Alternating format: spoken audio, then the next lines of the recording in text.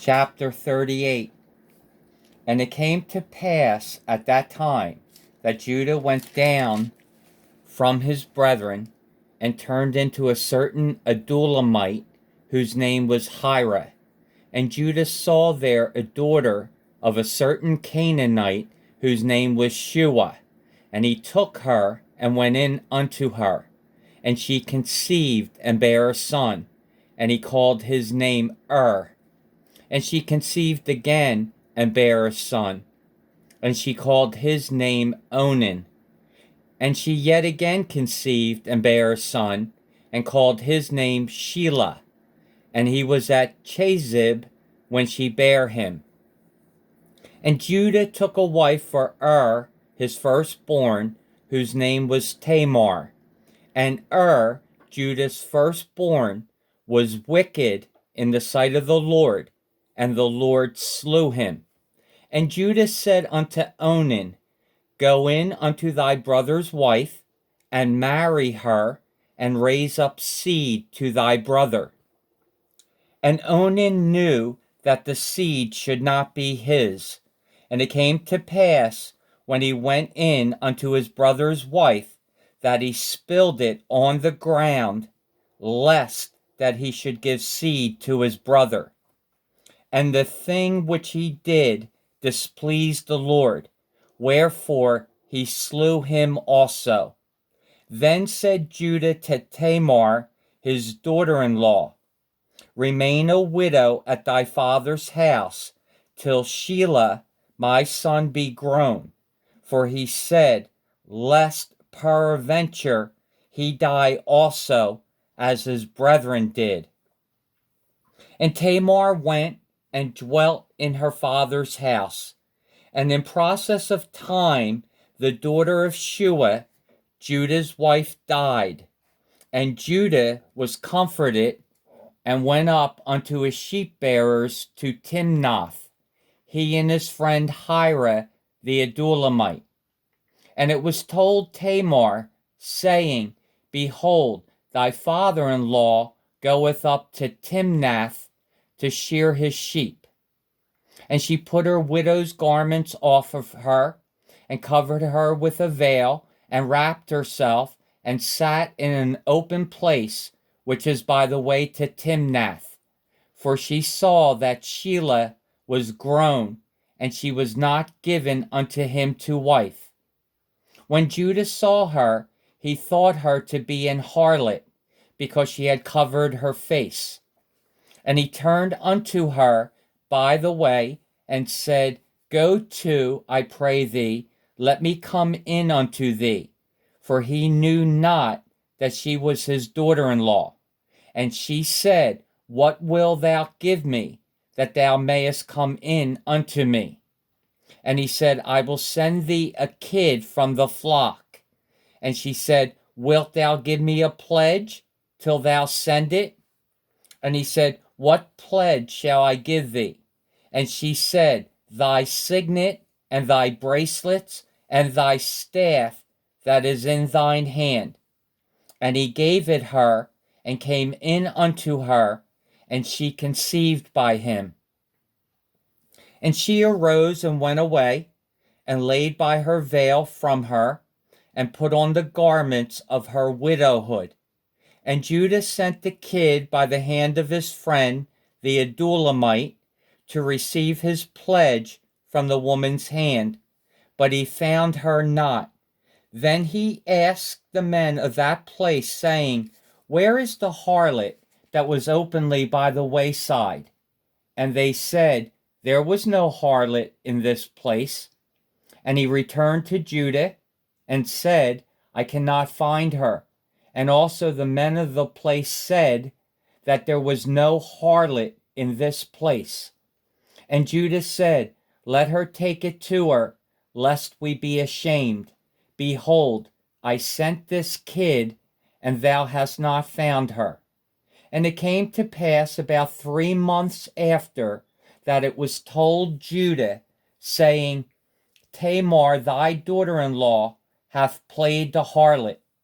And also, behold, she is with child by whoredom. And Judah said, bring her forth, and let her be burnt. When she was brought forth, she sent to her father-in-law, saying, By the man whose these are, am I with child? And she said, Discern, I pray thee, whose are these, the signet and bracelets and staff? And Judah acknowledged them and said, She hath been more righteous than I, because that I gave her not to Shelah my son.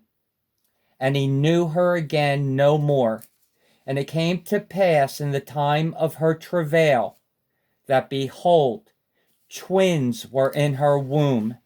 And it came to pass, when she travailed, that the one put out his hand, and the midwife took and bound upon his hand a scarlet thread, saying, This came out first.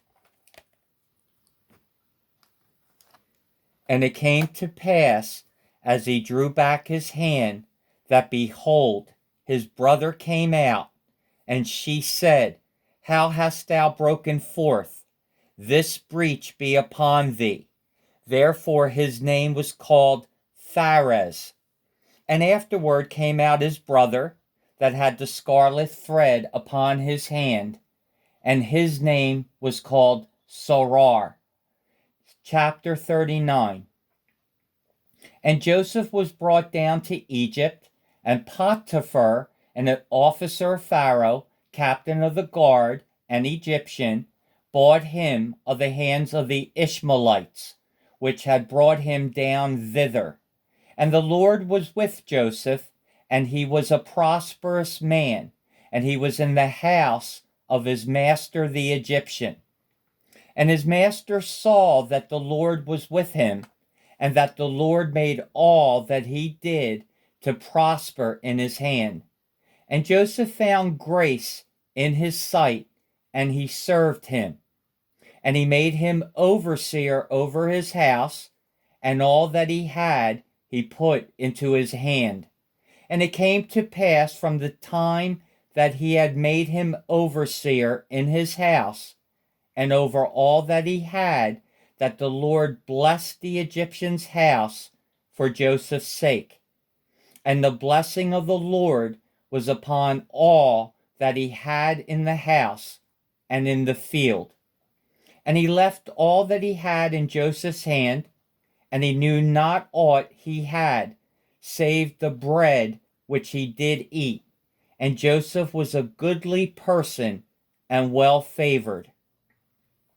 And it came to pass after these things, that his master's wife cast her eyes upon Joseph, and she said, Lie with me. But he refused, and said unto his master's wife, Behold, my master wotteth not what is with me in the house, and he hath committed all that he hath to my hand. There is none greater in this house than I, neither hath he kept back anything from me but thee, because thou art his wife. How then can I do this great wickedness and sin against God? And it came to pass, as she spake to Joseph day by day, that he hearkened not unto her, to lie by her, or to be with her.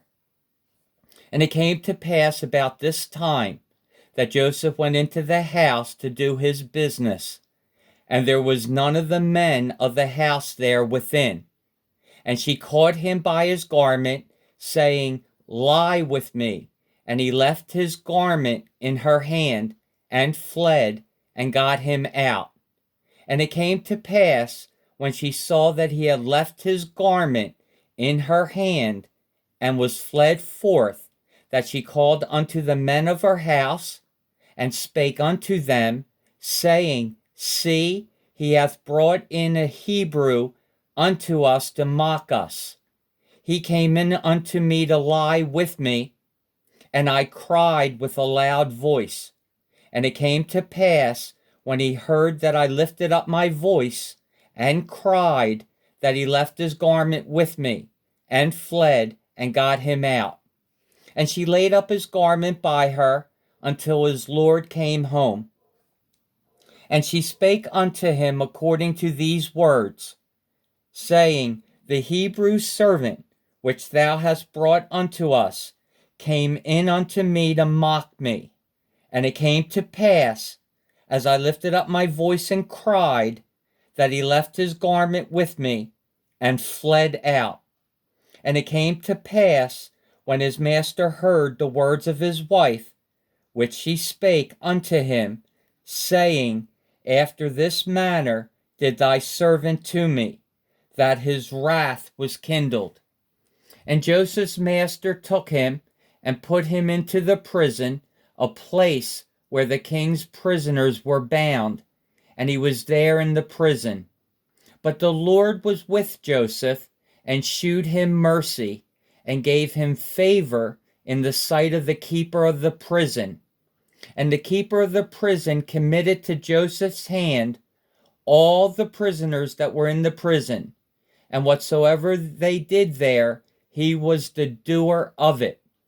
The keeper of the prison looked not to anything that was under his hand, because the Lord was with him, and that which he did, the Lord made it to prosper. Chapter 40. And it came to pass after these things, that the butler of the king of Egypt and his baker had offended their lord the king of Egypt. And Pharaoh was wroth against two of his officers, against the chief of the butlers and against the chief of the bakers. And he put them in ward in the house of the captain of the guard into the prison, the place where Joseph was bound. And the captain of the guard charged Joseph with them, and he served them, and they continued a season in ward. And they dreamed a dream, both of them, each man his dream in one night, each man according to the interpretation of his dream, the butler and the baker of the king of Egypt, which were bound in the prison. And Joseph came in unto them in the morning, and looked upon them, and behold, they were sad.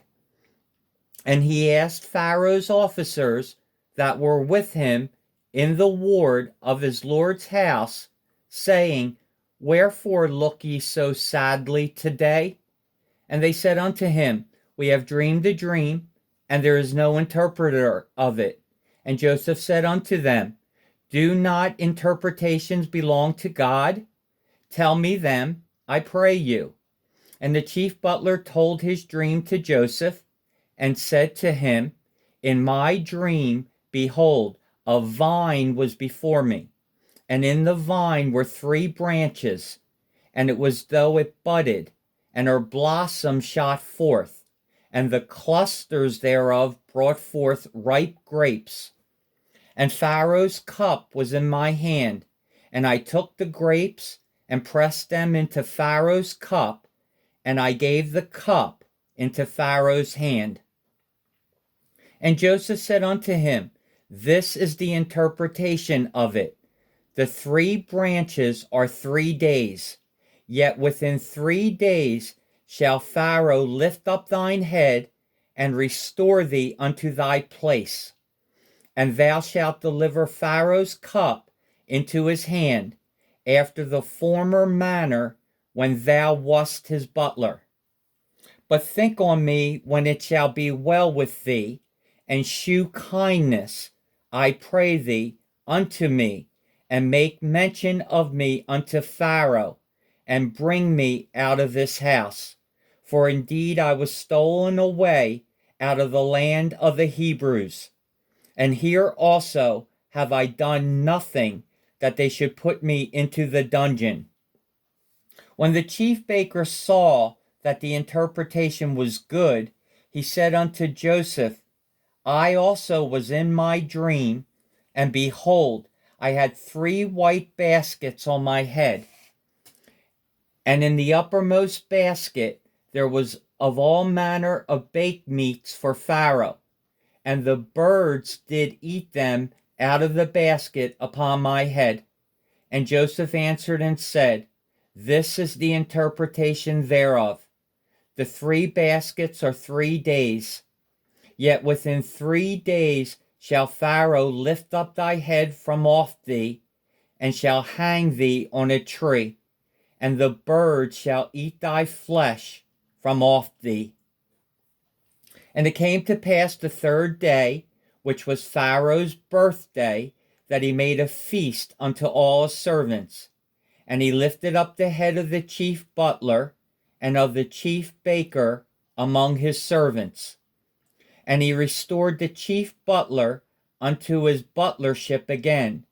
And he gave the cup into Pharaoh's hand. But he hanged the chief baker, as Joseph had interpreted to them. Yet did not the chief butler remember Joseph, but forgat him.